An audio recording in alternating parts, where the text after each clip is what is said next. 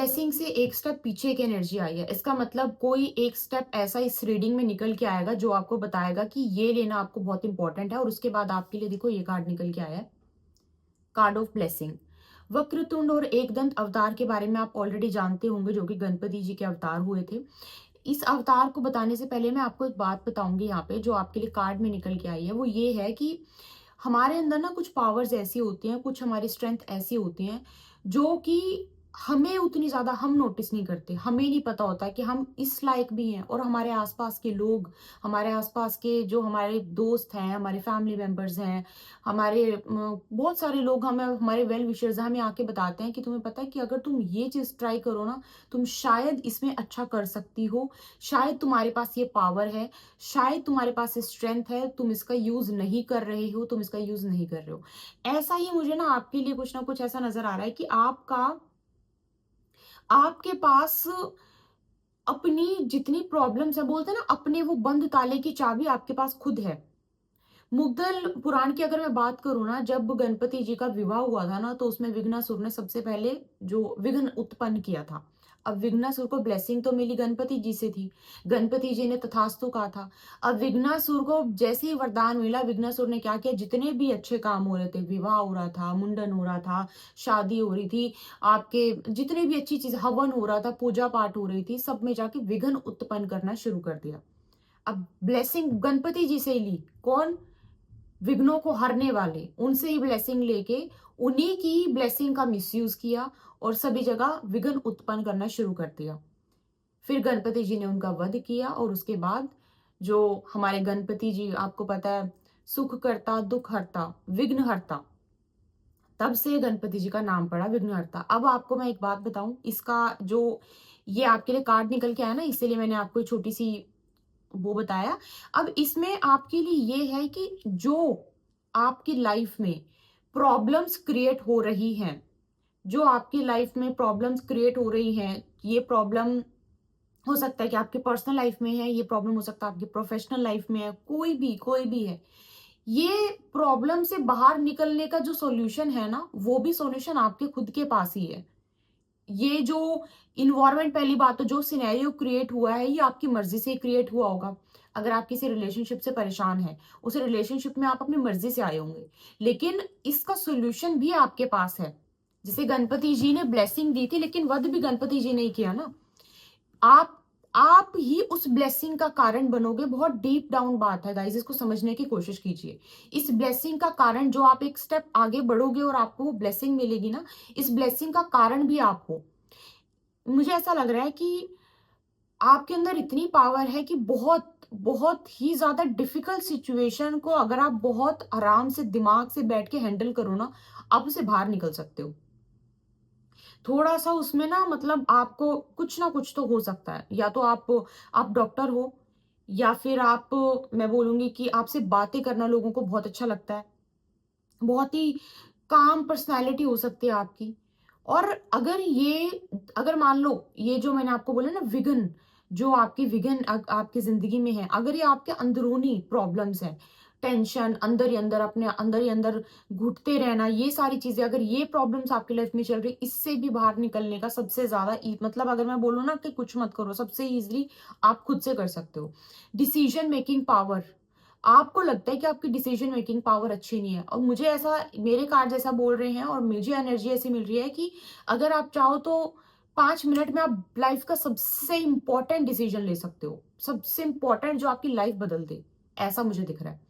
अच्छा, present scenario में दो चीजें हैं, दो चीजें जिसमें कि आप उलझे हुए हो, दो पर्सन हो सकते हैं, दो जॉब हो सकती हैं। अब आपका ये, या फिर आप ऑलरेडी रिलेशनशिप में हो और आपके माइंड में कोई और पर्सन हो सकता है, आप ऑलरेडी मैरिड हो, कुछ ना कुछ सिचुएशन है कि सेकंड पर्सन है। दो सिनेरियो आपकी लाइफ में प्रेजेंट इसमें हो सकता है चल रहे हो। अब आपके लिए जो कार्ड निकल के आया, डिसीजन का कार्ड निकल के आया। डिसीजन का कार्ड आपको क्या बोल रहा है? डिसीजन का कार्ड बोल रहा है कि अभी आपके पास अगर लगता है ना कि अपॉर्चुनिटी है, दो अपॉर्चुनिटी है, अभी तो है, हो सकता है आने वाले टाइम में ना हो। सो अपने अपने थोड़ा सा ना करेज करेज गैदर करो।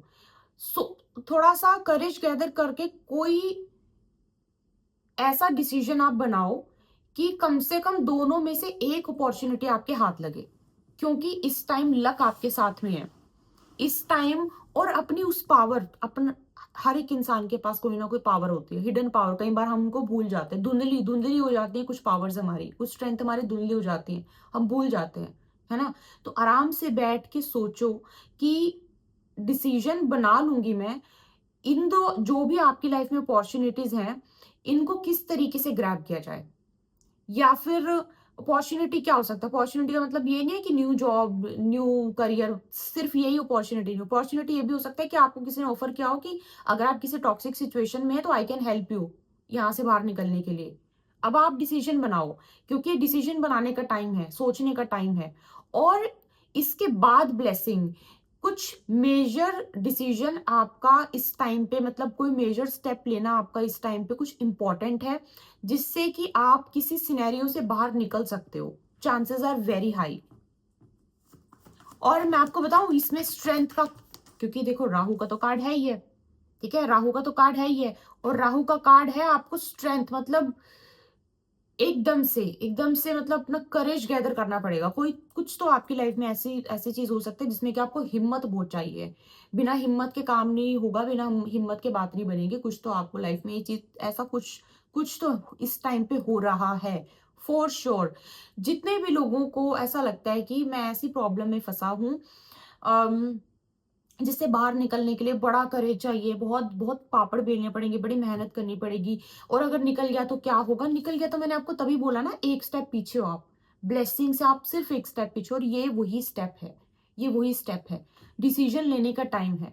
और फिर से मैं बोल रही हूं, अगर आप किसी को प्यार कर सकते हो, जैसे गणपति जी ने ब्लेसिंग दे दी विघ्नासुर को, तो जब आप किसी को प्यार कर सकते हो तो आप उस, अगर उस इंसान ने आपको धोखा दे दिया, या फिर आपके साथ अब वैसे बिहेव नहीं हो रहा है जैसे पहले स्टार्टिंग में होता था, या फिर जो भी है, तो इसका भी आपके पास ही सॉल्यूशन है। और सॉल्यूशन क्या है, डिसीजन बनाना। अब डिसीजन कैसे, बैठ के सोचो कि अगर मैं इसको कंटिन्यू करूंगी तो क्या होगा, कंटिन्यू नहीं करूंगी तो क्या होगा। दो अपॉर्चुनिटी अगर आपकी इस टाइम आपकी लाइफ में नहीं है ना, बहुत जल्दी दो अपॉर्चुनिटी एक साथ।